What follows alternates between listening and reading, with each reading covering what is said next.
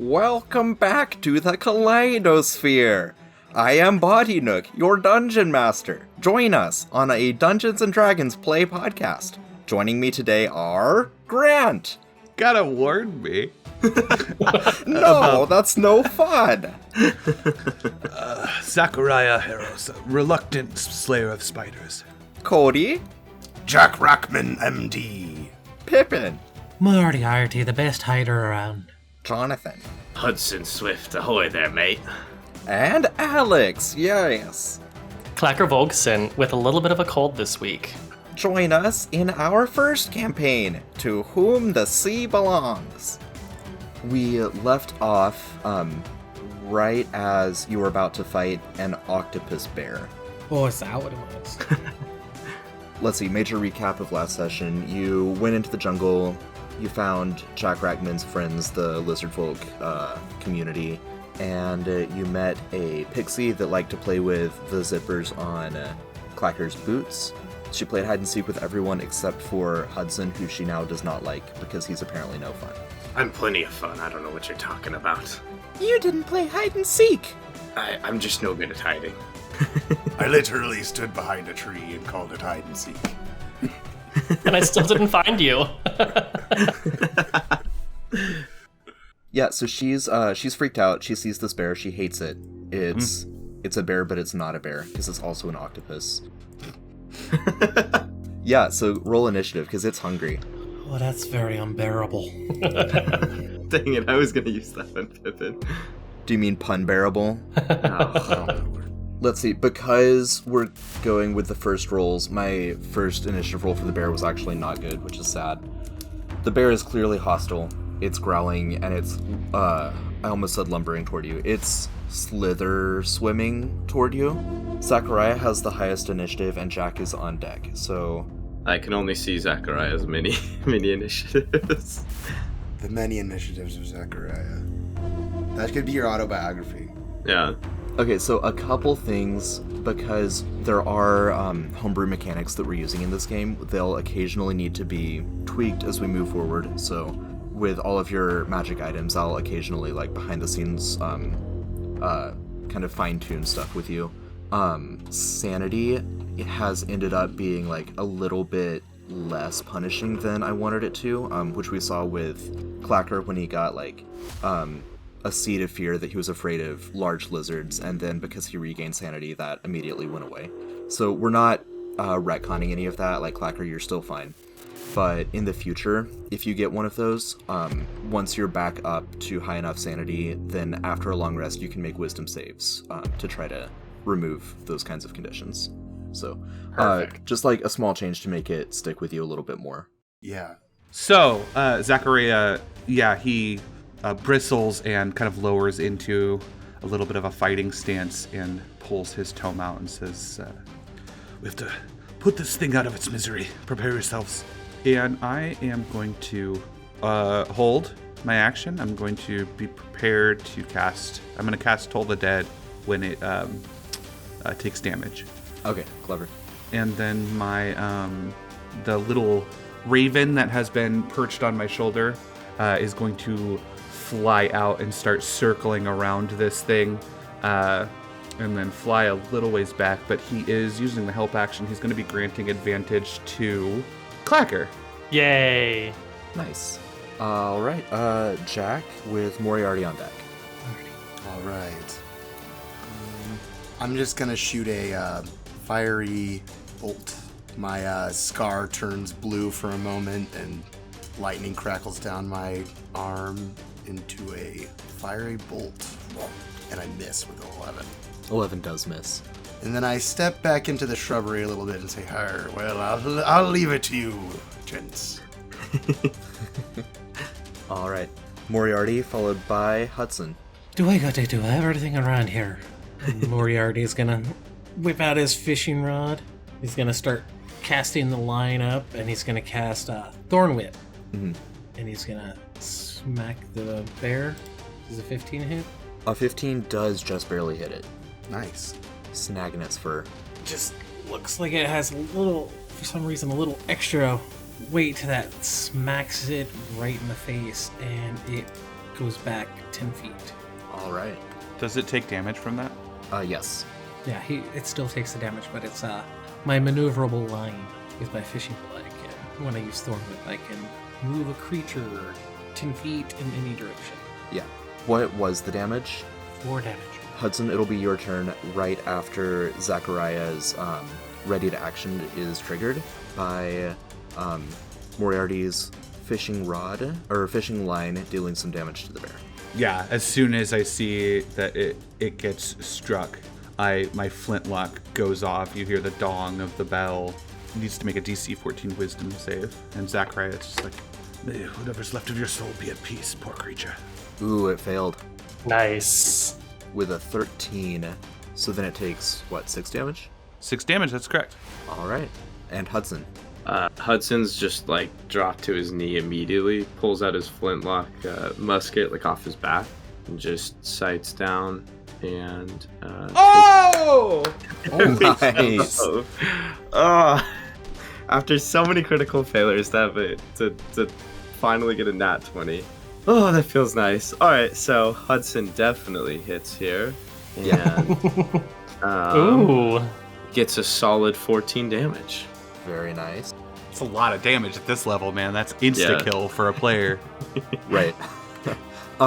For crits, the way I generally like to do it is you do max damage and then roll your damage die one more time. Oh, okay. Let's see. So that would. Is the musket normally doing a d8? Yeah, musket normally does d8 plus 3 piercing. So I already did a d8. So then I just roll it again. Yes. d8. Okay, got it. Wait, where did the plus 6 come from? The plus 6 is the crit. It automatically rolls crits. Mm-hmm. Okay. So you just get another instead d8 of plus 3 8, then. it should be 11. 5. Got it. Yeah, so it'd be plus 3 damage. Got it. 17 damage at level 3. 17 damage. Woo. Indeed. Okay. Mm-hmm. Nice. Anything I feel else? pretty happy with that. No, I think he's just gonna go he's gonna mutter what in the devil's teeth is that bloody thing? And that bloody thing, I should say it's not bloodied it yet, in the sense that it still has more than half health. It roars at all of you, and when it does, you see that it has 8 tongues that kind of fan out like a flower, and each of its Ew. tongues have suction cups on the back of them. I thought so. I was going to ask. Yes. I need all of you to make a wisdom saving throw. Are you sure it has to be wisdom? I am sure it has to be wisdom, Clacker. I got 11. 21. I crit on that. Well, there we go. What kind of fucked up thing is that? Moriarty says as he rolls a nat 1. Do I still have the advantage from the Raven? So that's a 5. Or does that count to this? That's a good question. The help action, I believe, only gives you advantage when you're, attacking that creature. So I don't Okay. think it would back apply. Not a problem. Hopefully not a problem. We'll find out. Look at you, Clacker. Safe. Yeah. It's a 15. I want Let's to all- roleplay my critical. It's been oh, it's so beautiful. You kind of have a little, you tear up a little bit. You're just, Oh, yes. I absolutely have tear ducts. I'm a regular human. Aren't we all? So let's see, with Jack getting an 11 and Moriarty getting a 5, the two of you are extremely unnerved by this and lose 3 sanity. Oof. Could have been so much worse, but it wasn't. Yeah. Rolled a 1 on the damage die. And that brings us to Clacker, and then we'll be back at the top of the order with Zachariah. Alrighty. Clacker can't really do much because he's not super close. So I'm just gonna move. I'll move forward a little bit, and then I'm going to use one of the charges from my necklace to cast Shield on myself, which will give me +5 AC through to my next turn. Okay, you do that as a reaction when you take damage, or when someone attacks Oh, you. So, well then. Could I just put myself in a defensive stance? yeah, you can take the dodge action, which is just, it'll have disadvantage against you. Beautiful. I will be the 7-foot orca focus somehow gonna try to be limber and dodgy. And that'll end my turn. Okay, Zachariah. Yeah, I'm keeping a bead on it with my flintlock pickle? Ooh. Flintlock Wow. pistol. Uh-huh. And without ever lowering it, I pull some more energy out of my spell book and channel it in. And surprise, surprise, cast Toll the Dead, which is going to be a DC. Ooh, only 2 damage. Actually, no damage because it saved. Yeah, with a 17 it saves. And then my familiar is going to flutter around it and then come land on Clacker's shoulder, once again giving him the help action. Oh, hey there, how you doing? And I kind of stroke its feathers a little bit. I don't know what birds do when they're happy, but he loves it. I apologize. When I had the bear roar at you and everything, I forgot to have it take the rest of its turn. So it's going to move southward a little bit. Clacker, if that affects your movement, you can act accordingly. Okay. Otherwise, it'll be Jack's turn next, unless Zachariah has anything else. That's it for me. Okay. I'll stay here as well. And as a side note, ravens are very good at mimicking human speech, so I'd like to think that when I pet its feathers, it goes, oh, hey there, how you doing? Yeah. Yep. Oh, hey there. Oh, hey there. Yes. Jack? I'll keep shooting firebolts at it. 16. 16 is a hit. 4 fire damage. Very nice. Take that, you weird bear thing. Oh my gosh. All I can hear in my head right now is, the bear octopus is on fire. And you didn't light it, but you're gonna fight it. Yeah, exactly. Never mind.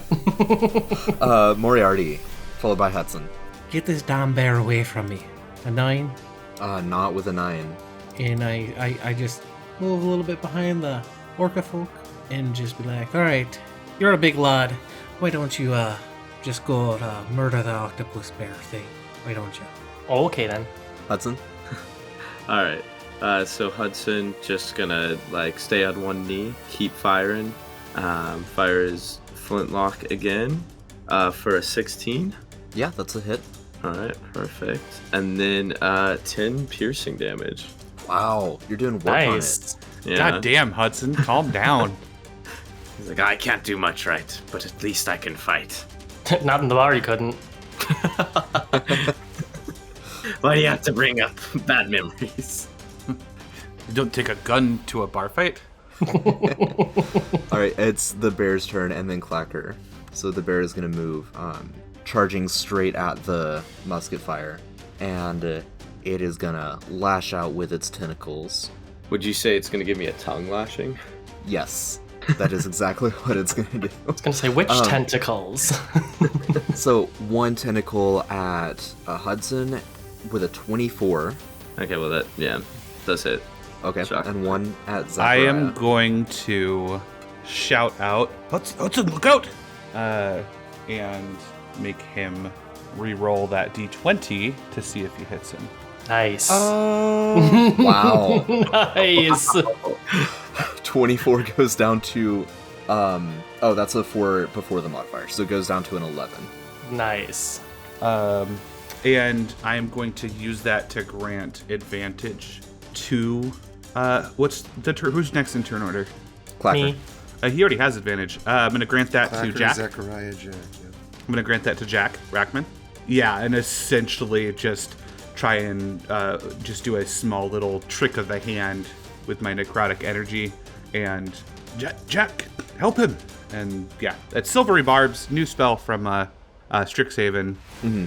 Yeah, caused a lot of controversy when it was in playtesting, but it looks good to me. Yeah, so it lashes out with its tentacle, and how does Silvery Barbs work when Zachariah casts it? Is it a word thing, or is it a necromantic thing? I think it's a little bit of both. If you're asking how I would roleplay it has a verbal component, so I imagine I am attempting to just do a little trick of the hand, you know what I mean? Like something thaumaturgic, where I am trying to distract him. Okay, cool. Well, whatever you do, it's very effective, and it saves Hudson from this fate. I thank you. Another tentacle lashes out at you, Zachariah, with a 17 to hit. And that absolutely hits, which I cannot shield because I used my reaction. And it is 11 damage to you. He's just going to pull you up right next to him there and bite you. 21. Yes, that does hit. Zachariah is very hurt. I mean, you can't really see his frailty while his robes are around him and his cloak, but as soon as this tentacle wraps around him, you see there's not much under there. Right. Yeah, and you are grappled, so that's going to be an escape DC 15 if you want to wiggle out of this tentacle. It's Clacker's turn now, and then Zachariah's turn. All right, Clacker will runneth up on this bear octopus, which I'm gonna call Boctopus, and I'm raging now. I'm mad. I just saw all that went down. All right, now as you're running, you're moving into like deeper water, which counts as difficult terrain. Oh, is that water? Okay. Yeah, so I believe you still had enough movement to get there, no problem. But just so you know, like, here, Would it be half my speed? It would, but not until you're like closer to the bear itself. Okay. Would I be right next to it in order to hit it right now, or do I need to move down a spot? No, I only took half my movement speed. You're next to it now, and we said like since your character takes up like 2 squares, we're looking at the bottom of your feet. Right. Okay. Yeah, so you're next to it. So I am raging now, and I'm gonna swing my greatsword with advantage, correct? Mm-hmm. Yes. Alrighty. Lovely. So that is an 18. Nice. 18 is a solid hit. Solid hit. Alrighty. So we'll go ahead and roll that damage. 11 slashing damage to it. All right. And then, if it was plus, well, it would have been 20 then. Anyway, and then as a bonus action, I'm going to use Bite, which is 1d6 plus my strength modifier on it. Do I need to roll for that too? Yes. Okay. So that just counts as an unarmed strike. Yeah, okay. That is 19. That's a hit. Alrighty, so that will be 5 bludgeoning damage, 16 damage total. Well, if it's a bite, it'd probably be piercing damage, but that doesn't make a difference for the bear. Okay, okay, yeah. Very You're right, it is clubby piercing. teeth. Nice. Yeah, it's easily bloodied now. Like you pull a big old chunk of like fur and fishy flesh out of it. I eat it. It tastes awful. It does not taste like a fish should. It does not taste like an octopus should. It does not taste like a bear should. And I'll kind of, with my mouth, go, oh, it tastes terrible. The bear roars. Like, what the bloody hell, mate? The bear roars in response and uses a legendary action to bite back at you, Clacker. 13. Nope. Okay. Well then, anything else from you? I don't think I can do anything else. No. Okay, I just realized, did you start raging last turn? Or this No, turn? I just started it this turn, yeah. Okay, then you wouldn't be able to bite this turn because those are both bonus actions. Oh, okay. Sorry. Next No turn. problem. It was 5 damage from the bite, right? Mm-hmm. Okay. Hudson takes back his horrified question. I swear I saw Don't you. eat it. It doesn't Eat taste that terrible. The flesh is... Zachariah, followed by Jack. It's my turn again? It is. Oh, I did that with a reaction. That's why that feels weird. Yeah. Hand me, poor creature. And yeah, I'm gonna cast a more powerful spell this time. I wriggle my arms as much as I can down to suck some energy out of my book, and then it blasts out around me. And the bear-octopus needs to make a DC 14 Constitution save. With a 14, that is a success. So it takes half that, so 4 damage. Okay. And some of that vitality that has been sapped from it seems to flow into Zachariah through his robes, and he heals up for 8 plus 4, heals up for 12 damage. Nice. And all non-magical vegetation within the area of effect withers. So Oh, wow. this explosion from me, the plant life in the area surrounding us, all these little swamp fronds and things, would just immediately look something like that spider that Clacker tried to make tea from. Wow. Okay, so the bear is going to use another legendary action in response to that. It's just gonna bite at you again, Zachariah. Did not like what you did there. Does a 12 hit? It actually doesn't. Nice. Okay. Anything else from you, or onto your raven? Oh, yeah, then the raven is it's on Clacker's shoulder here. It's going to flutter around. Jack already has advantage. So would Moriarty be next then? Moriarty is after Jack, yes. Grant advantage to Moriarty. He flies over and lands on Moriarty's shoulder. Sweet. And that will bring us to Jack. So, you see this bear like trying to eat at your friend here, at two of your friends here. It's got one of them wrapped up in its tentacle. What do you do? Right. I'm going to just use my advantage to try and get in a shocking grasp here. Let's see. Shocking grasp is melee, isn't it? Yeah, I run up. Okay. And reach out with my lightning hand. Oh, even with advantage, only an 11. Yeah, only an 11 is gonna miss, unfortunately. All right, Moriarty. Hudson's up after that. Well, Moriarty, just seeing that it's devolved into just a giant melee, might as well join in on the fun. And with the fairy's bone, I use my advantage to run up behind my friends and hit the bear on the head with my fishing rod. Yeah, 17 is gonna nail him. 22? Oh, that's right, you have advantage. Well, either way, you, yeah, absolutely. So that's for 14. Wow. Whoa! That is a lot. Max damage, baby! Right? And then with Polar Master, I'm going to smack it with a backswing, and that does a d4 damage. Yeah, on a crit fail, no, it just kind of bounces off of him. You fat bear. I love you whipping this fishing pole around. You're like smacking people and then hitting them with it and then trying to it's crazy. Yeah. I have never seen anything like it. Also, as a quick retcon, I don't think my original damage added in the additional 2 damage from my rage, so I would have hit for 13. Good point. All right, Hudson. Alright, so Hudson, I think he dropped his musket as the first attack went at him that Zechariah saved him from. So, he probably just kind of dropped his musket or threw it to the side, pulls out his cutlass and is like, alright, let's make some calamari. And, runs forward with... Might taste a little gamey.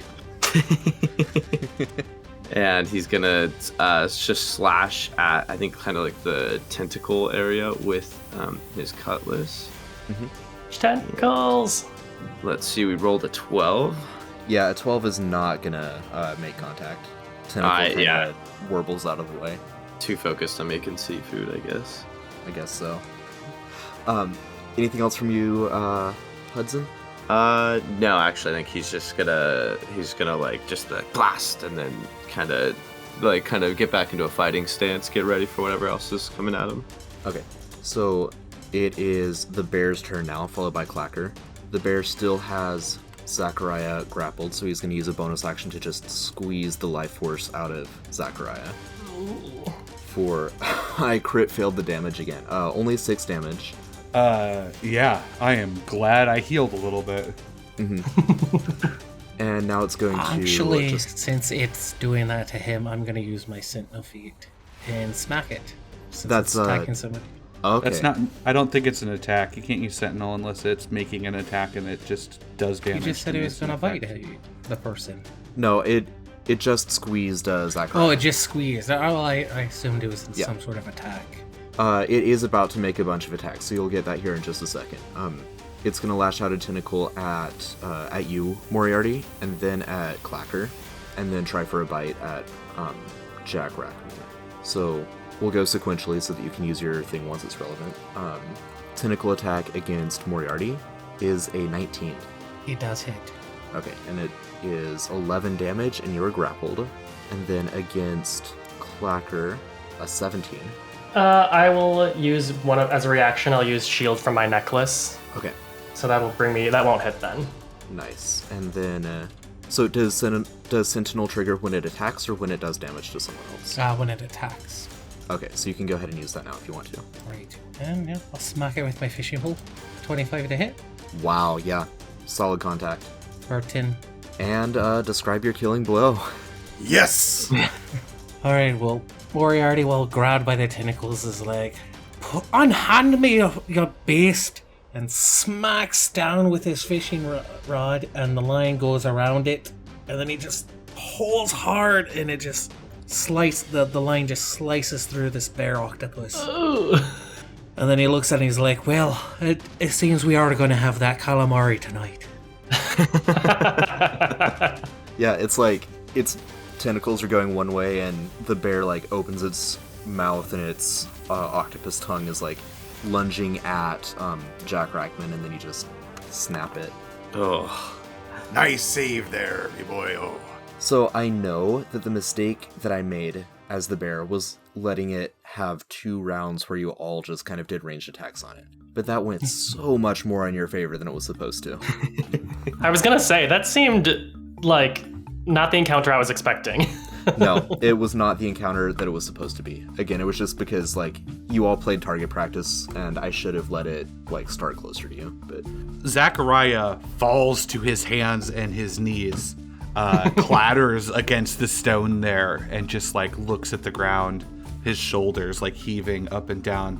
I think maybe one of the more constitute of us should stand in front from now on. That was slightly painful. I think Hudson would like probably like put a hand on his shoulder, or, like pat him on the back, but maybe a little too roughly, while he's on his hands and knees. Like, and he dies. Yeah, that was an attack roll actually. I think he'd say something, he'd be like, "Aye, thanks for the save, lad," and then like offer him a hand back up, maybe, or he would offer him a hand back up. Not maybe, he would. Zachariah reaches out and is about to like grasp your hand, and is like, oh, and then just pulls away quickly and stands up. It's like, oh, thank you. No worries. We have to look out for each other out here, right? I think Hudson would just kind of nod. Like, aye, lad, so it be. In the meantime, I'm cutting off the ears and the tentacles of the bear octopus. Dear sort of God, a serial killer? Everyone else make a wisdom saving throw. What are you doing? Oh, I'm just taking some things. Hey! Double crit on a roll that I was only joking about.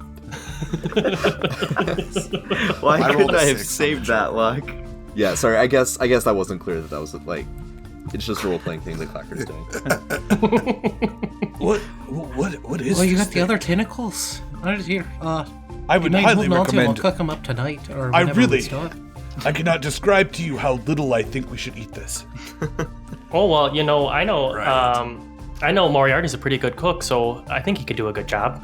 I do not doubt my my fishing friend's abilities with the frying pan. I'm simply saying, whatever formed this, I don't know if you've ever seen the Ursula here, bear, I believe you call it, does not usually have these appendages. I can't remember what they're called.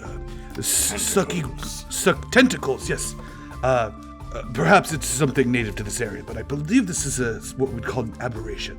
Oh, well, you know, if it doesn't taste good, I can always try to dry it and make some tea. Well, if it doesn't taste good, you might sprout some tentacles and then attack us. Aye, did you say an aberration? Wow. Zachariah loses it. Well, do as you must. I mean, I can still just fish for us for dinner. Just if you think it's better not to eat the tentacles, just partial to calamari myself. Pixie, little fairy friend. She pops back in. She was like, she had turned invisible as soon as the encounter started, and now that it's safe again, she appears. Gaily, feel free to hop back in my lantern. Apologies about the interruption. We've seen many things like this. No, No? no, that thing is horrific. It is, yes. Like, it looks like it would almost be cute. Like, I like bears, but then it's not. That's very odd. But yes, I think your tactical decisions are wise to go invisible and not get involved. I think that's the best decision for you if you are to continue traveling with us. She nods vigorously. And unrelated to RP for a second, I just want to kind of let you all see behind the DM screen for a minute. I've been doing D100 rolls for random encounters, and you have all been ridiculously lucky through this forest. Like, unbelievably so. First, there were the spiders, which was, like, a fairly easy encounter. And then it's friendly lizard folk. And then there's the pixie. And then there's the aberrant bear, which was going to happen no matter what. And now the next set of encounters are just like you're walking through the swamp. And You'll see a few things. I'll describe it as you go, but it has just not been deadly the way it was supposed to be. The damage to my limbs suggests otherwise, but very well, God. You're just one person. You don't matter. Person. Is he air a person? quotes. Oddly enough, that's like literally part of my religion, so yes, I agree. Well, I'm sorry. Okay, so was there anything else that you were asking Gailey specifically? Oh, no, I was just offering her a place back in my lantern, and encouraging her to repeat those said tactics if we were to get into a scuffle again. Yeah, she nods and then she says, Are we still going to Kraz? Oh, yes, very, very much so. I'm hoping we can, whatever's going on with him, I'm hoping we can bring him back to reason. Well, okay. He's made scary things before, but nothing as, like, strange as that. Yes, well, I mean, scary is a little bit in the eyes of the beholder, no? What's a beholder? It's a creature, I've read about it in books, has a lot of eye stalks, and tends to dream its reality. Okay. All right, so should we continue on? What time of day is it? It is slightly past noon, because you had a long rest in the lizard folk settlement. I say we forge onward then. I'll be fine. Perhaps a moment to catch my breath, if that's all right with everyone? Sure. Oh, sure. A moment as in an hour for a long rest, or a short rest? That's what I was, yeah, if that's okay. I wouldn't mind rolling my short rest here, if that's okay with everybody. I don't mind. Well, here. Well, we're at it. Yeah, this will do for you there, Zachariah. And he's gonna cast Cure Wounds, which is actually a special marinade that he just takes a bottle of like dressing and just like puts it up to your face and like puts like the edge of the bottle in your mouth and just like squeeze, and he's like, that'll heal you up. It tastes great on chicken as well. I like the flavor of the spell. He would recoil from that and try to take it to his, take it and turn around and do a little swig and then hand the bottle back to you. What is that, ranch? No. A bottle of ranch? Ranch doesn't travel well. I don't know why. It just doesn't. I think it's because it's made of dairy. All right. You know what? You might be right there. Okay, so no short rest. I'm just going to take my 4 hit points and be happy with it. I think Hudson would be like, is that a bit of rum you got, mate? And, like, leans over to, like, kind of peek at it. I mean, if we short rest, I can catch us a couple fish and then cook it up if you need. Why did you expend your magical energy if we're going to short rest anyways?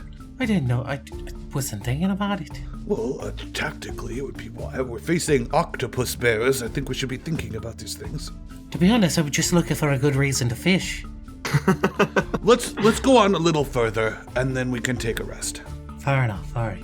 Yeah, as swampy as it is, it looks like there'll be ample opportunity to fish whenever you do take a rest. Surprisingly enough, 4 hit points regenerated for me is quite a bit. I feel great. Moriarty's gonna grab one of those tentacles. It'll be good bait for later. Oh yes, let's feed the local fauna aberrant bear and turn them all into tentacle monsters. It's not like they're not gonna eat it anyways. Should we burn the bear? That's not a terrible idea. And release it into the air so that everyone that breathes the air grows tentacles and becomes an aberrant thing? Well, I guess...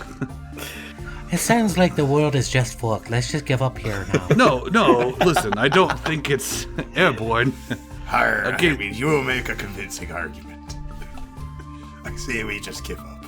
Can I roll Arcana to see if it would be wise if consumption, or if this might be airborne, or if this is just purely like a magical thing? Just see if I can...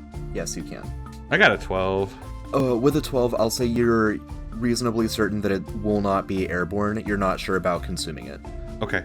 I mean, I'm fairly certain that if this was an airborne or a viral or passable disease, that we would be seeing much more tentacled objects. So I think burning it is actually not the worst idea I've ever heard. So you're saying roasting it would have been fine? No, I am saying destroy it, not cook it. Oh, okay. Set it ablaze. Wouldn't the toxins be cooked out of it? Well, not all toxins are suspect to heat. I don't know. It's hard to explain. Clacker's still keeping the ears. Jack sets it on fire while you guys are having this conversation. Jack, I have to ask, that scar, have you always had that? No, I got it in that accident I was just telling you about, where my ship sank. The same one where you woke up and could see in the dark? Yeah, the very same. One and the same. Right. I'm sure they're completely unrelated. Maybe I could have a closer look when we rest tonight, if you don't mind, of course. Just purely academic. No, not at all. From one doctor to another.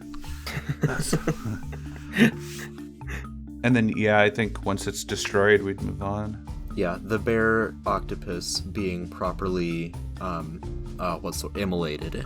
You continue on your slog through the marsh, trying to stay to the, dry ground and skirt around the, larger ponds of swamp water. And you travel in this way for a couple hours, so given that you didn't actually take a short rest there, it's around 2 o'clock now. And you feel Jack having the highest perception, unless... Yeah, no one's leveled up yet, so Jack having the highest perception. You feel this first, but eventually everyone feels kind of a thrumming or a rhythmic vibrating in your chest. And it happens every second or so for a little while. You feel that? That is a strange thing. Oh. Huh. It slowly intensifies, and you hear you begin to hear it as well, rather than just feeling it in your chest. Just kind of a dull, Anybody got an idea what that is? It's freaking me the hell out. No, I don't know. Perhaps we should, hide? I think it's giant birds or something. I thought it was a giant jumping up and down over there. A Goliath, maybe. Gailey. Yes? Wake up. Hi. Gailey. Yeah? Do you think you could do your invisible thing and go fly ahead and see what that noise is? Oh yeah, that's just the ancient dragon that lives in this swamp. It's fine. Jesus fucking Christ. Let's run. I'm sorry. Maybe I misheard you. Did you say ancient dragon? Yeah, it's been here even longer than me. Lord. What color is this dragon? Green. Oh, I do like the color green. And as she says that, the thrumming gets louder, and you see through the kind of willow trees and the other swamp foliage that's above you, through the branches, you see just this massive green dragon soar over you. It pays no attention to you. If it's aware that you're there, it's completely nonplussed by your presence. Just couldn't care less. It's just flying, doing its own thing. But she's like, Yeah, there it goes. Are you telling me there's an ancient green dragon living less than 2 days' travel from Westport? What's Westport? Westport, where the humans, the people, the pinkish olive-colored destructive things come from. That place is stinky. I don't go there. I don't, honestly, Gailey, between you and I don't really disagree with you. Right, but does the dragon... I have so many questions. I don't even know. Is it sleep, mostly? Or has it been awake for a long time? I don't know. We're not really friends. We just leave each other alone. I see it fly sometimes, and I fly after it, but I can never keep up. Oh, no, absolutely. Well, friends, I don't think you need me to tell you that if we have a scuffle with that thing, we are all snacks. So we should be very, very careful to not run into it. I like snacks. Snacks, like, Did you bring like snacks? little berries. well, I don't have any snacks. I was just using a metaphor. Well, that's kind of a bummer, mate. I'm sorry. A bummer would be being melted alive by the breath of a green dragon. So please be very careful. Hi, that would be quite the bummer. Would be a bit of a bad day, I think, mate. I would be most bummed. I'm curious, the flying though, where does it go? That is a good question. I don't know. I think that there are other dragons on Pinjarhal. How many dragons are there on this godforsaken island? I don't know. I'm also not sure. They fight sometimes, but Jesus. they never kill each other. So maybe it's all playing? Like, I see dogs fight each other sometimes, but they seem happy afterwards. Oh, I see now. So maybe the dragons just like it. I don't know. Are they all green? No. All right, so we've got masochistic dragons who like to fight each other. We need to get to Kraz. This is becoming a risk-reward scenario where I'm starting to wonder if the cost is worth the reward, but let's press on, please. Onward! Quietly. Onward! She does her little like masthead thing where she wraps her arm around his lantern and points ahead toward Kraz's lair. All right. On the road again? Yeah, I hope this Kraz fellow's worth it. I think Hudson would like be walking by the lantern, and he would like lean down and whisper as they're walking, like, Hey, little fairy. How much money, how much treasure do you think these dragons have? They got a lot of treasure, right? Money, treasure, like little shells and the tops of acorns? It's like that, but it glitters. It'd be gold. And silver sometimes. Maybe bronze, but that's not much of a treasure. I don't know, but we could, I could try to check. The dragons might think that you're a friend. They might eat you, though. I don't know. Well, I wouldn't like the second one so much, but the treasure sounds nice, mate.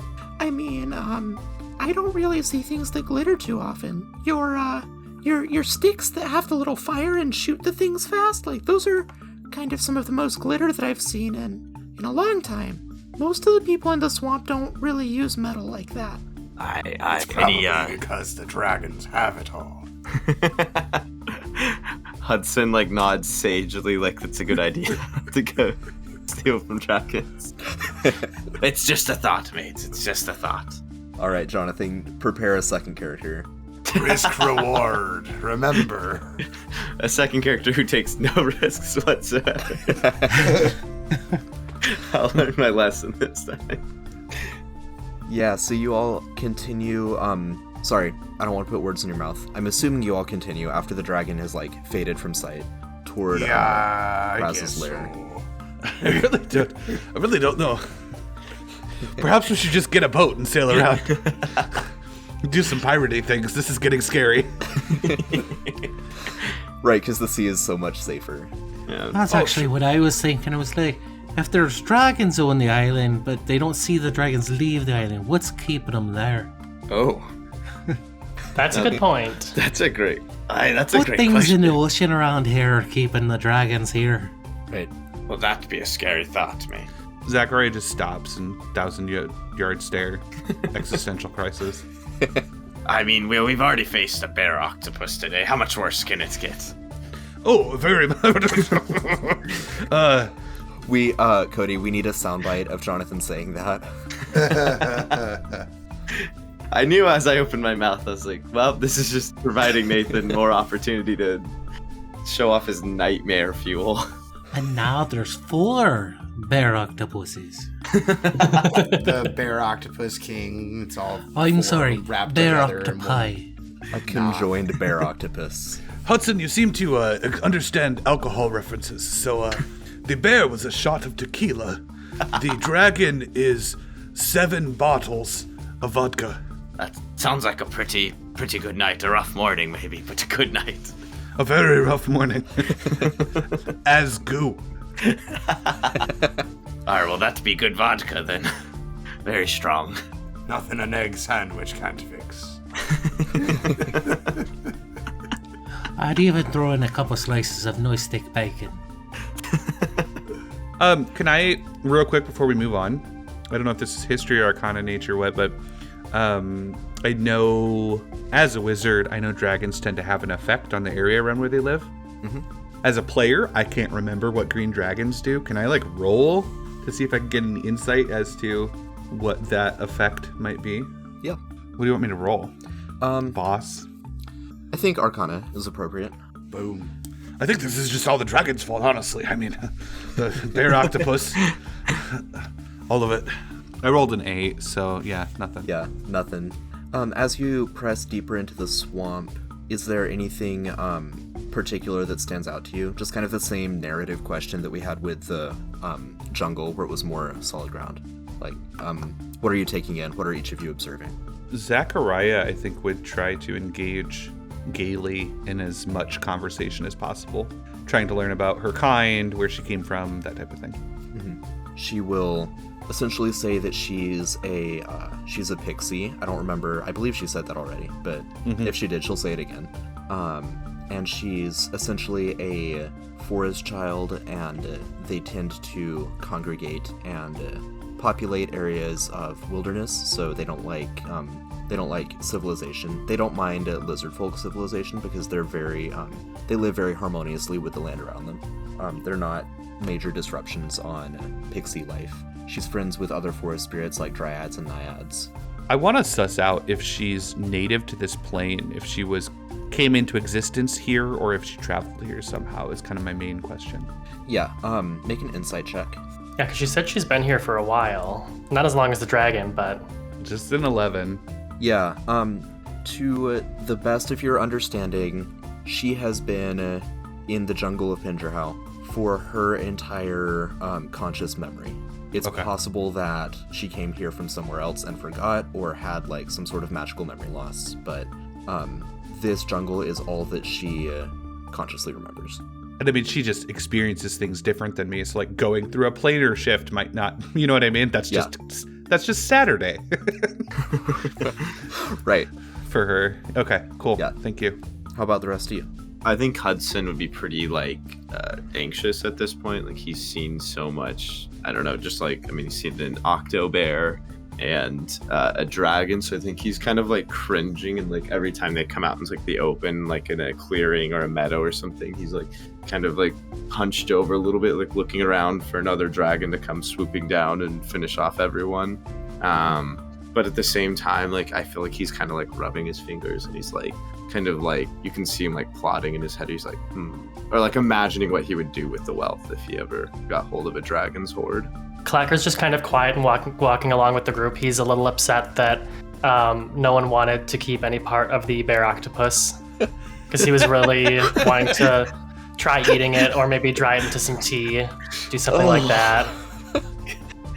So he's just kind of minding his own business right now. He's a little sad. On that note, Moriarty's gonna, during their trek through this swampy areas in the forest, he's gonna keep his eye more on the water, looking for fish, but also any other aquatic dangerous things, because the last couple things we fought today that were really dangerous seemed to be tentacly and coming out of the water, so it's just paying more attention to that. Yeah, make your choice between perception, survival, and nature. Nature, because that's a little bit higher. 22. Nice. Yeah, so obviously nothing else attacks you at this moment as you're journeying along, but you do see, in addition to the fish, you see a few things that look unnatural. I'm not sure if you've encountered them before or not, but you see large crayfish and things of that nature that are more native to swamps. You also see giant centipedes that are aquatic and kind of staying below the water. So there's definitely more than just the fish. Yeah, those look a lot like lobsters I've seen. And I've seen some things like those insect-looking things show up in some mouths of some fish before. Very odd. Alright. Yeah, Jack's just gonna keep, try and keep our bearings, keep marking some trees every now and again with firebolt. Put Jack, what are you doing? Because there's something in that tree. Just blazing a trail, so to speak. Or haven't you ever heard that only ye can prevent forest fires? To be fair, for some odd reason, I think it's worse that we killed a bear before talking about that. Yeah, I'm picturing Smokey the Bear with tentacles now, so thank you. Well, we did make him a smoking bear octopus, so... Yeah, he was quite literally smoking by the time we were done with him. Yikes. The ultimate irony. Ashes to ashes, dust to dust. Damn it, I forgot what I was gonna say. That was a good build-up. Ashes, dust to dust. I don't know what the fuck is this big fuss. Is what Moriarty was gonna say. I think Hudson will give you like a big like slap on the back, like, aye, matey. Cruel words have never been spoken. After a little more time slogging through the swamp waters, you reach a current in the swamp that flows with enough force that the swamp scum doesn't kind of encroach over the whole surface. Willows and other swamp trees are growing on either side of the current, but the current itself is pretty clear. It's pretty easy to figure out that this is a tributary to the river that you were originally following before you went with the lizard folk. On a mossy, lichen-covered rock near the current, there's a young woman that has her back turned to you. Her hair is a dark, pale green, kind of the color of moss or lichen, and her skin is colored like that of a pale human, but it ripples like water. She does not appear to have noticed you yet. Hold on. Quiet. Everyone, quiet. I'm not saying it. Yeah, please don't firebolt a tree right now. Whatever you say. What? Seems odd that someone with the same general anatomical structure as us would be this far into the jungle with the things we've seen. Do we know what this creature is? Moriarty's just confused. He's looking back and forth between him and Clacker, and he's like, "What's the similar, structure? Because he looks so different." 2 arms, 2 legs, head, torso. Ripley's skin. Hudson, at this point, Hudson's gonna pull out his spyglass and be like, aye, let's find out. Nice. That is quite a fine spyglass, sir. Aye, it's really big, don't you think? Oh, it's pretty normal sized, I would say. I don't know Average. about that. It's be a lot bigger than normal.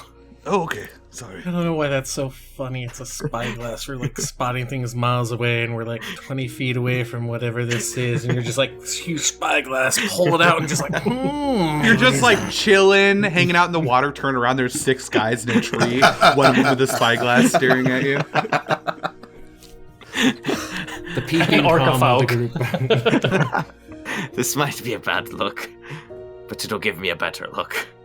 So Hudson is gonna cast, Hudson's gonna use Spynic Class Driver, as Nathan so elegantly named it, to learn the type of a creature I can see within 30 feet of me.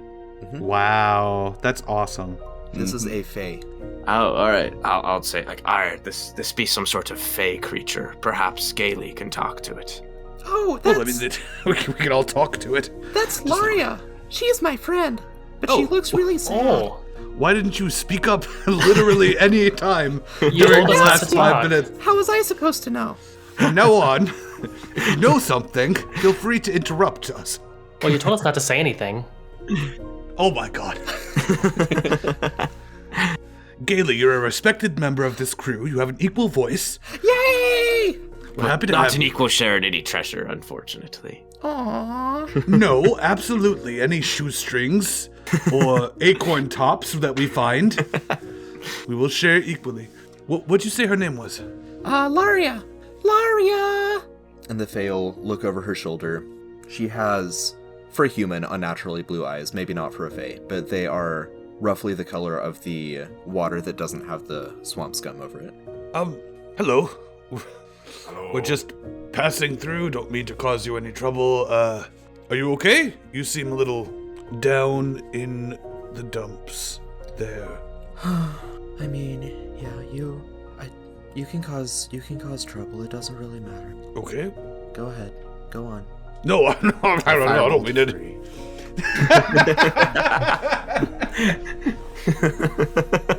Jack, I specifically said. She told me it was all right. She did in fact say it was alright. I hope that Willow's okay. Are you alright? I mean, no, but No? it's fine. Don't worry about it. Do you feel like, I don't know, sprouting tentacles and attacking things? Now, that's not polite. Okay. I don't appreciate you talking to me that way. Fair. He meant no disrespect. We were just a little on edge. There's been some strange occurrences in this forest. I think is what he was. My mate here was trying to say. Okay. Have you seen any a strange? Do you know about this necromancer named Kraz as well? I do know Kraz. I haven't seen him in quite some time, though. Well, we were looking for him.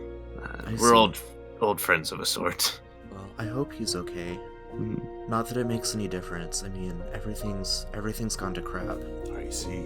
Alrighty, Eeyore. Do you need any assistance? Is there something we can help you with? Well, I don't know if you can help at all. I mean, you can try, but at the end of the day, there's only so much anyone can do. About what exactly? Something foul has corrupted my waters, my stream. It looks normal. It's actually cleaner than some of the others. Well, yes, I mean, I try to maintain it, but I fell ill about a month ago. I didn't think much of it, but it got worse and worse, like a rot kind of spreading through me, and a few days ago, this she shudders and like pulls her legs up and pulls her arms around her legs. This horrible thing. It was, I would call it a crocodile, but that's offensive to any crocodile you might actually meet. It was, and she just kind of gets that 1,000-yard stare again and just trails off. Yes, we actually encountered this creature. It was all the way down into where the hairless apes live. What was it called again? Westport. Westport. That's actually why we're here. We're trying to make sure that doesn't happen to any more of this beautiful jungle's creatures. You do think the jungle is beautiful, don't you? Oh, well, I mean, I respect its ecosystem, and, you know, it tends to really thrive when, you know, the people don't mess around with it. I'm academically absolutely a fan. Beauty's a weird word. You probably don't want me to talk too much here, but... I think he doesn't like the jungle, does he? I think the jungle is almost as beautiful as you, my lady. And he like kind of tips his hat to her a little bit. Wow. Make a performance check. This is... all right, rolled a 20. I rolled a 20. I don't know why I went into... There's a hint of a smile on her face. She doesn't react like very much in either direction, but you know, it's a compliment that does not go unappreciated. I think I would nudge Zachariah and be like, you got to play the game a little bit, mate. I don't know. Honestly, this whole conversation's a little over my head.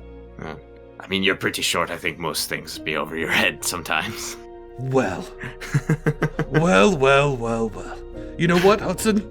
Your spyglass was kind of short. Well, there's no need to get personal, lad. I've seen bigger spyglasses, more ornate. That you have not.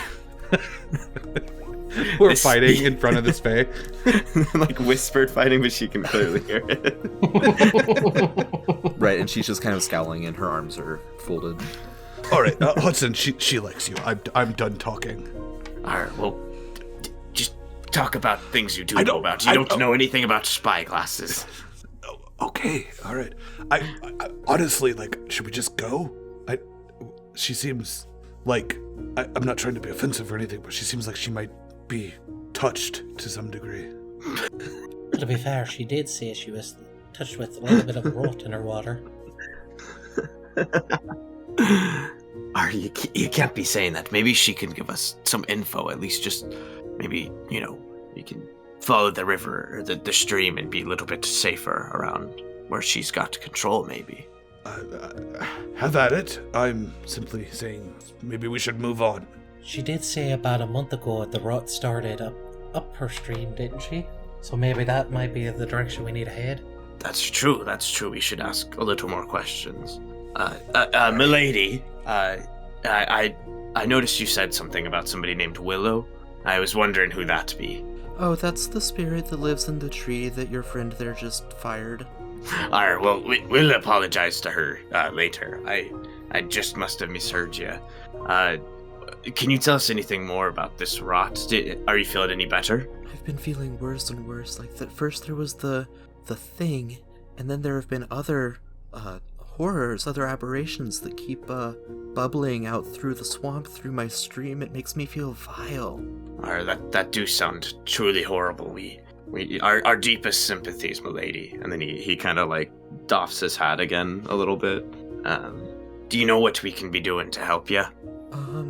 If if you can find the source of this this problem and cleanse it, I'd be forever indebted to all of you. But I don't suppose there's anything like truly that we can do about this. All right, well, we can, take a look at the source, see, if we can workshop some solutions. Could you give us the general vicinity of the source, mayhaps? Well, I only inhabit this stretch of river for a couple miles in any direction, but it does seem that it's been coming from northeast, which is where Kraz used to be. I fear that something has happened, and that he's I don't know that he's been hurt or that he's had a change of heart. But all right, well, we're old friends of his. We're gonna go check in and see how things are going, see if we can't put things right here. Northeast, about how many miles that direction, or kilometers? I don't know. Let's use miles just so that I don't have to translate that. All right, how many miles upstream, northeast would you say? Of course, they use the metric system in Westport. We're not monsters. 12, 15 miles. I don't have, a metric or imperial, exact definition of distance, but half a day. Half a day, all right. Well, do you have any, do you know anything about Kraz? Any advice for what he's been up to the last few years? Well, I thought I did. I thought I did, but no. And, what about these horrors? Do you know what any of them be besides the Octobear? Or what else? When you mention the Octobear, her eyes just kind of turn into water and run down her face. And then she rubs her eyes and then they look normal again after that. I'm sorry, milady. I didn't Nathan, what the fuck? cause you any offense. You made me sick. I thought you said you stopped listening to Lovecraft while you slept. Only for Christmas break, I've been doing it. Jeez. I literally just gagged. I don't want that image anymore. Sorry, I didn't mean to interrupt. Crimea River has a whole new meaning. Jesus Christ. I think Zechariah probably made a loud gagging noise. It was Yeah. I'm in the background trying to let them talk. No, in real life, the dreams that I've been having the past few weeks have been something else. yeah, no kidding. Well, I'm sure we'll find out. Oh boy. Can you give us? I'm sorry, milady. I didn't mean to frighten you or sanity, but excuse my friend here. He's been having a bit of indigestion. Do you know what might await us upstream? What sort of monstrosities? Well, I've seen rots, like mushrooms and decomposing things, but there's been something just wrong about them. Their color and their shape and the way that they grow is just not right. And I saw a ball, I don't know, like a stone, but it was floating in the air and it was large and it was kind of greenish and it had little stalks that were coming out from the central one, and they had little there were a lot of eyes, I believe. Oh, a beholder! Gelly, that's exactly what I was trying to describe earlier.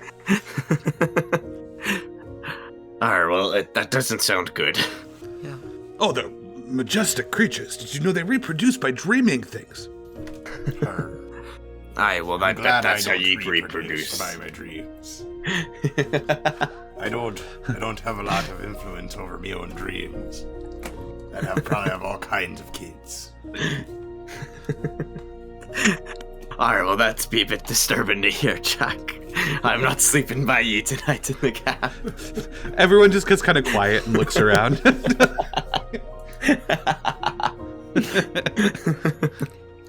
Alright, well, milady,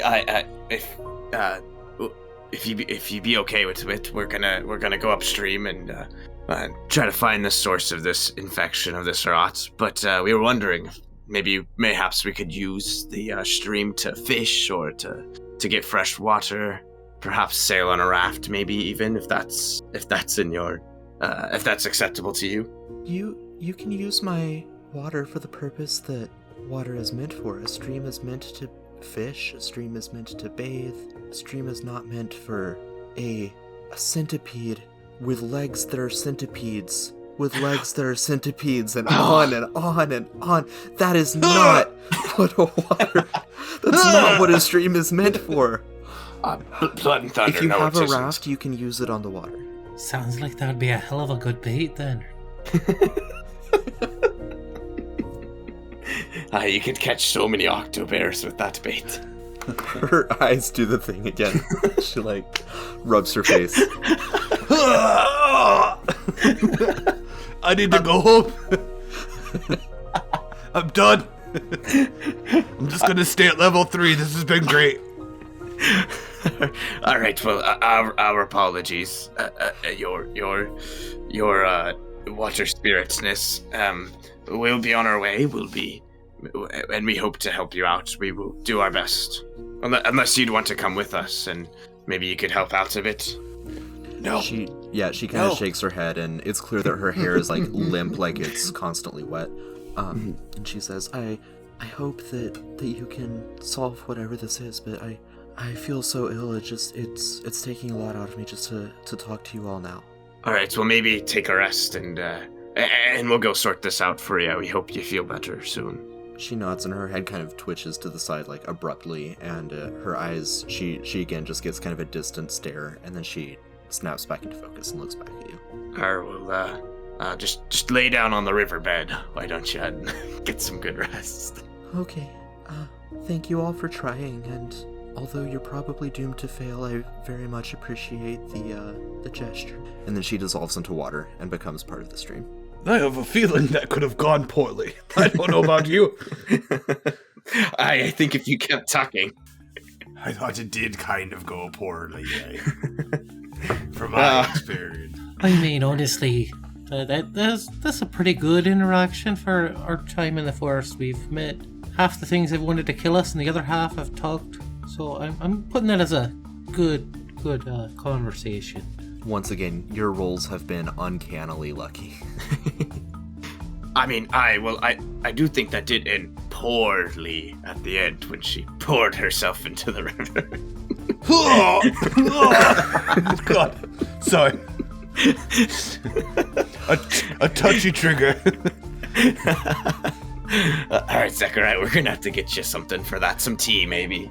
Clocker. Can I get a strength check against Hudson? I'm gonna try to push him into the river.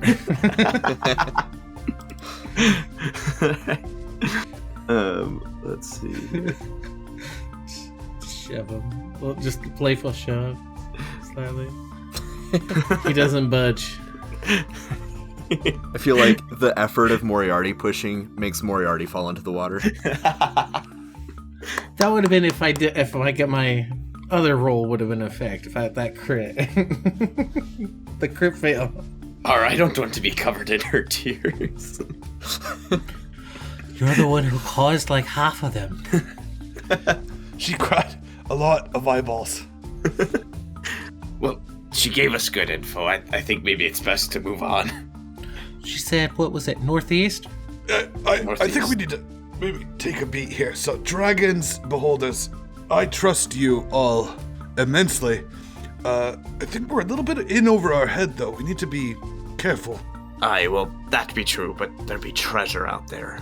Right, there also be death. And not the fun kind of death where you still get to go on adventures, but the permanent kind of death where you don't do anything anymore. Well, that's be true. We should be cautious, maybe. It's about 5 in the evening at this point. You started the day's travel at around 10 in the morning. So you've been on the road in the swamp for about 7 hours. You can do at least 1 more hour of travel before you need to start making exhaustion checks, and then after that you should either find a place to long rest or be prepared to proceed with the possibility of getting exhausted. I think we're close. I think we should rest after this hour. Yeah, let's travel a little bit away from this exact spot, I think. Doesn't feel right fishing in her face. I don't know. What do you think, Gailey? Gailey, are you there? I think Clacker asked you a question. What do you think, Gailey? Where do you think this is a safer spot? Should we get a little bit away from here? Oh, I don't know. I mean, for me, I've never really seen any danger from anything in the swamp. I just kind of live here and I watch things, and things do eat other things a lot, but, what were you calling it? The Octobear? I don't like that name, but that was the first scary thing that I really saw that I was worried was actually going to eat me, but maybe you could sleep here.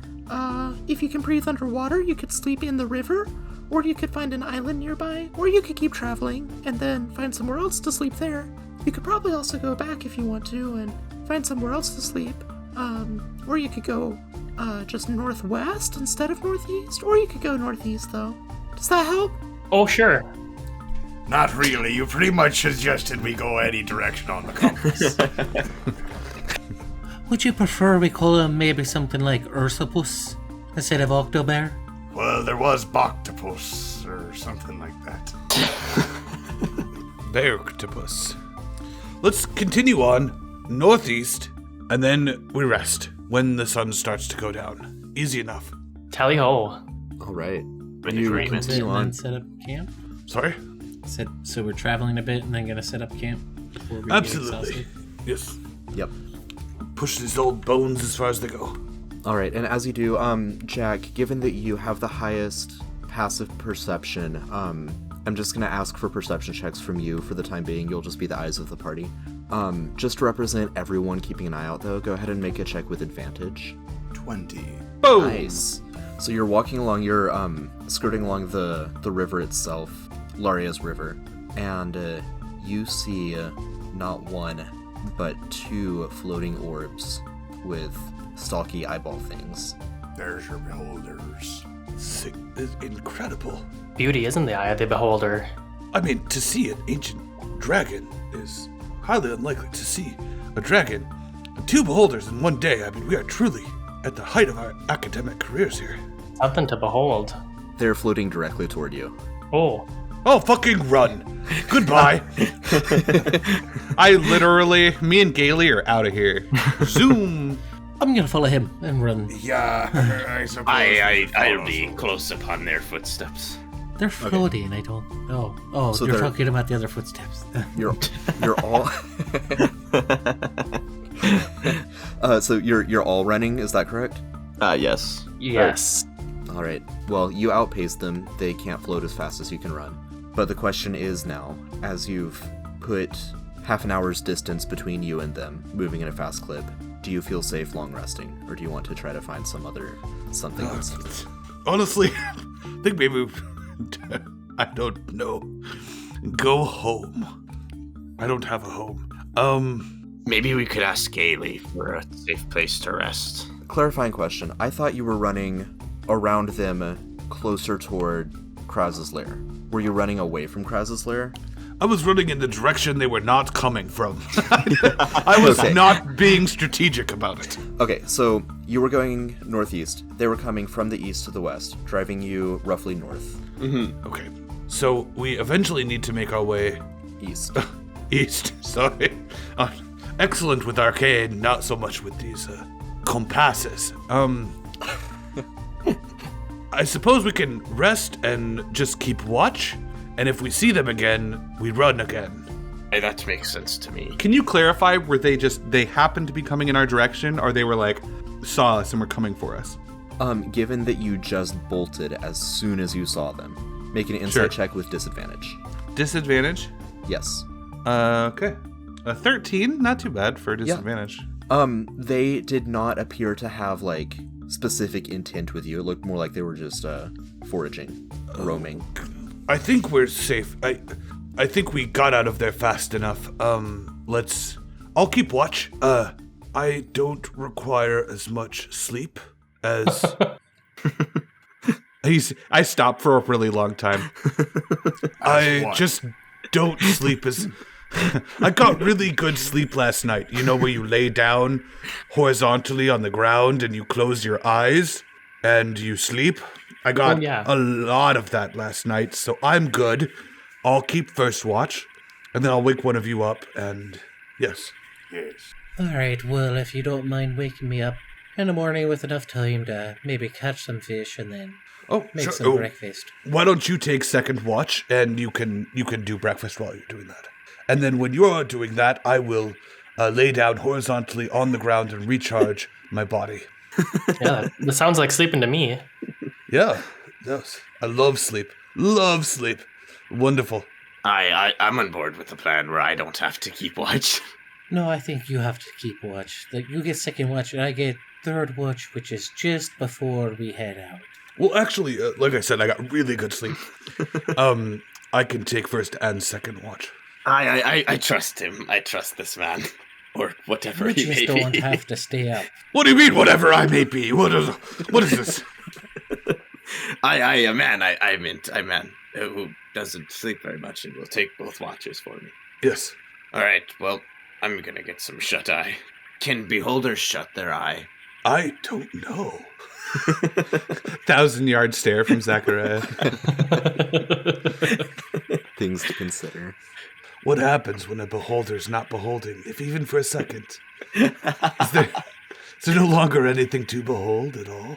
I think Hudson just pulls out, in response to that, pulls out like a flask and takes a sip and then just hands it to Zachariah. Yeah. So as far as watch goes, between me and my familiar, we should be pretty adept at covering pretty large area. Yeah. So does everyone actually go to sleep aside from Zachariah, who's keeping watch? I will take, yes, some sleep. Yes, but I think Hudson would have a question for Clacker first. Okay, go ahead and do that. I think they'd be like laying there and it'd be dark and it's kind of like a sleepover, you know, everyone, it's like a little awkward and there's like the sound of the jungle and you know, like whatever crazy noises are out there, the fear of, you know, octobears or whatever we decide to call them and dragons. And I think Hudson would be like, Clacker, you know how shark folk have to be moving while they sleep, otherwise they die? Oh, yeah. Does that happen to you too? Are you gonna roll over on me in the middle of the night? Only if you bug me. Please don't do that. I would like to not be squished. Oh, no, I wouldn't dream of it. I don't dream much anyway. Well, that's good to know. I hope you have good dreams if you do dream tonight. Oh, sure, thank you. Yeah, you too. And actually, Clacker's gonna be like, he's gonna hold his breath and kind of go under the water in the stream and sleep there. Nice. Maybe his So blowhole's just like sticking your out a little blowhole, bit. Yeah. Yeah. Zachariah, how long can you actually keep watch? Or answer in such a way that... How long do you keep watch tonight? How many hours do you cover? I don't know what you're talking about. It's just that I just got a really good sleep last night. Okay? Man, I was gonna be like, I pictured Zachariah so different than he actually landed. It's so funny. I need 4 hours of sleep. So since we stopped at about 6 p.m., I would probably, assuming we're gonna get going around 8 or 9 in the morning, I would keep watch for those last 8 hours and then wake Moriarty up around 7 and then go sleep like normal people do. Sorry, that math is not making sense in my head. You said we stopped around 6? Yeah. Yeah. So you stopped around 6, you had your conversations and your dinner that probably Moriarty cooked up. Yeah. If we're getting going around, what time do you guys want to leave? I guess. I'm like a dad planning the day before. What time do we want to get going, guys? Yeah, I need to sleep for 4 hours. So I need to be sleeping by like 6 a.m. if we're going to get going at 10. If we're going to travel for I see. another 6 hours. Seems Okay. to check out to me. Perfect. So, yeah, okay, you and your raven are keeping watch. For much of the night, there's nothing of note other than ambient swamp night noises. You know, you hear some hooting night birds, you hear some splashing, might startle you a couple times, but then you remember, like, yeah, we're in a swamp. There's going to be large splashing noises. Let's see, you hear, like, crickets and cicadas and things of that nature. Around midnight, you see a single light. Not a starlight, you've seen those. You see those tonight, but you see a glowing blue orb, maybe about the size of a gold piece, the glow kind of spreads a little beyond that, but like the focal point of the glow is pretty small. And it's just kind of bobbing along, weaving in and out of the aquatic trees. And then it's joined by another, and then by two more. Gaily, are you up? Hello? Are you awake? Gaily, do you sleep? Brr. Like, oh, Sleep? Jesus, you're loud. Sorry, Oh. I assume you were talking to your crow, or your raven. Is that... Gaily is the Fae. It's I'm literally your character.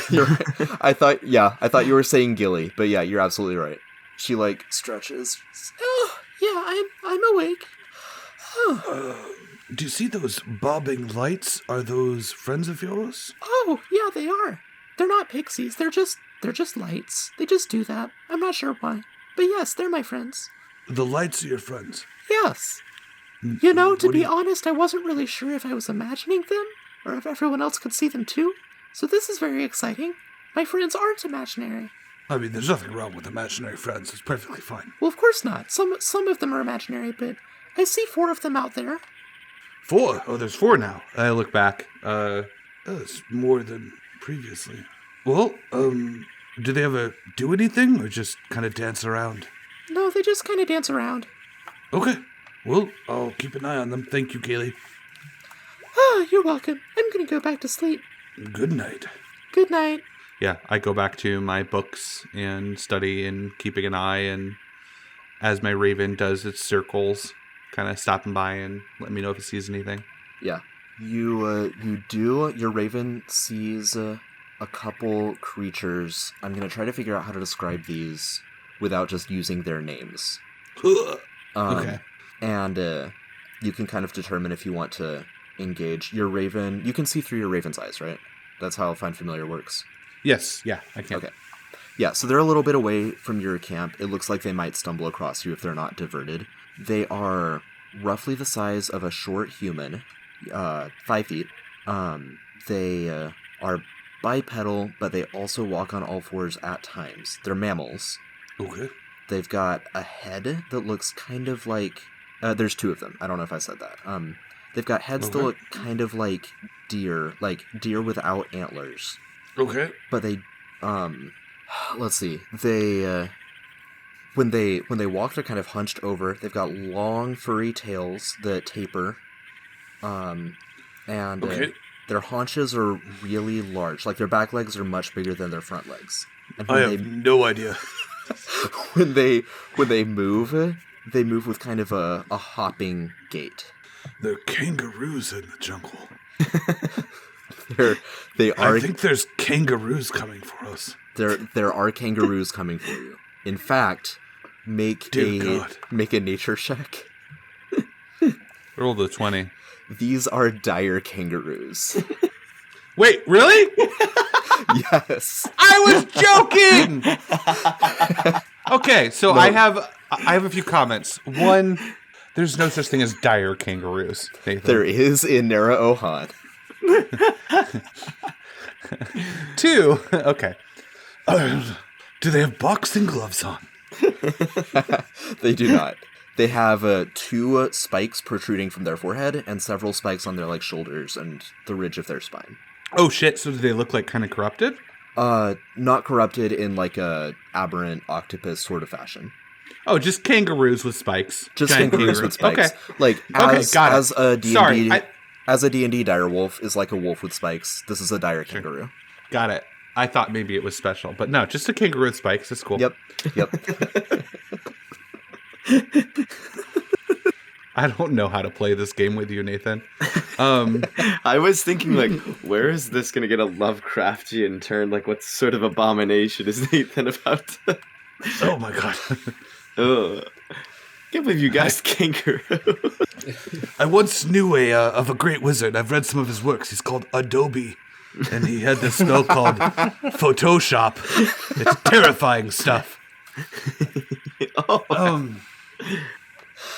Okay, so they're coming towards us and they need diverted. I think I would have my familiar, who is a raven. Mm-hmm. Basically winner chicken dinner, right? I would have him perch in front of them. Okay. And as they got closer, kind of fly slowly. At 60 feet of fly speed, he can outrun most creatures. Sure. And I would have him have it try and guide them away as a snack. Like, stay close enough to not be in danger, far enough away to not be in danger, close enough to make them think of raven nuggets. Yeah, that's a good diversion. I don't know if your familiar technically needs a long rest. Nope. Okay, so yeah, you're able to divert them without anyone else being disturbed. So everyone does successfully get a long rest. Do I get anything for guessing that? Because your description wasn't that great. I was joking. That was more me. It was more me than it was you. So I feel like I should get something. I will give you... +1 to nature checks in this area. Yes, that's a good compromise. Because I was like, inspiration's a little much for that. But I like the... Yeah. +1 to nature checks in this area. I love it. Thank you. I was joking, but I love that I got that. I'm glad you read up on Adobe. Adobe. Oh, his Photoshop experiments were terrifying.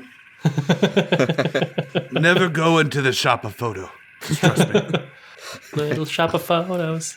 No, it's not funny. It's not a joke. Okay. Meanwhile, everyone else is sleeping. Clacker, you said you don't dream that often. You do have kind of a quick nightmare of large lizards. Mechanically, this does nothing. It's just kind of post-trauma. Mm-hmm. Hudson, I imagine you dream of gold, but That each was time treasure. Yeah. Yeah, but each time you pick up handfuls of gold, they all turn into acorns.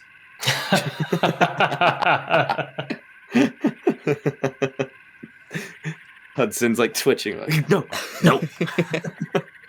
I know. Right, Moriarty, I'd like to imagine that you're dreaming of fishing, and you're fishing with a fractal centipede with the legs that are the centipedes that goes on, and you're catching some sort of weird multi-headed fish that you think is going to be delicious. Oh, man. And Jack, you are standing on a craggy shore. Your hands and your feet are bleeding from scrapes on the storm-shattered rocks. Your scar aches like it's trying to peel off the side of your body. Dark thunderclouds rumble overhead, and the sky is violet with storm. A massive tidal wave curves upward, towering over you, as immense and eternal as time itself. Salty wind buffets you, lightning flickers in the clouds, and the rain and white-capped breakers ripple through the tsunami, forming a face in the wave.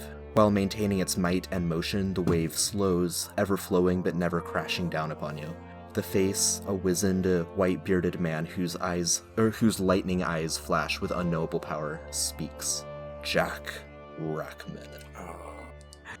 What is happening? You were spared. Do you know why? No, I don't know what's going on. Is this really happening? That is a question for another god with a more philosophical understanding. Whether dreams truly happen or not, who can say? You will remember this when you awake. But no, you are not actually standing here. Your hands are fine. You are not actually bleeding. I nod, a confused look on my face. And the wave and the storm kind of nods along. And then, on some level, registers your confusion and says, I saw potential in you, my child. Potential to, as it were, steer the ship that is this planet away from utter destruction. That's quite the responsibility you be hoisting on me. God damn! It is indeed. Are you par for the course? Are you up for the task? I dearly hope that I have chosen correctly. I think a wild look would go across Jack's eyes when he would say that. He would look to his hands and he would say, I think I can steer the ship all right. Let us hope so, for the sake of the cosmos. And the wave crashes down upon you, and your dream dissolves, and you slip back into a black sleep. Wow, I just had the craziest dream. you can share it with everyone next week. This has been the Kaleidosphere, To Whom the Sea Belongs. Thank you all for joining us on this epic voyage. If you enjoyed this, then please like, share, subscribe, and leave a hopefully 5-star review. Any method of spreading awareness helps us out a ton, and we are very grateful for that. To Whom the Sea Belongs is dedicated to Brandon, whom we hold in loving memory. To Whom the Sea Belongs is a campaign set in the Kaleidosphere. That's kale, like the vegetable, Ido, I-D-O, sphere. Join us next week as the party moves ever closer to Kraz's abode.